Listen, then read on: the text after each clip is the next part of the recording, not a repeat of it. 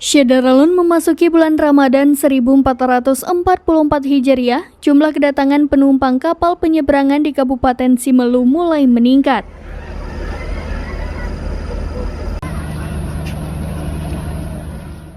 Dari pantauan serambinews.com pada Rabu 29 Maret 2023 di Pelabuhan Penyeberangan Sinabang, Kecamatan Simelu Timur, ratusan penumpang turun dari kapal feri dengan rute Calang menuju Simelu.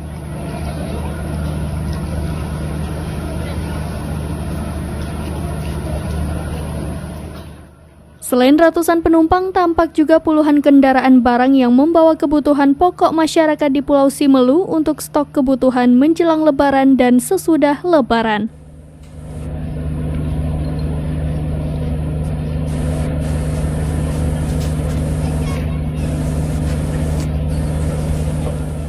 Dari Simelu, Sari Mulyasno, serambinews.com.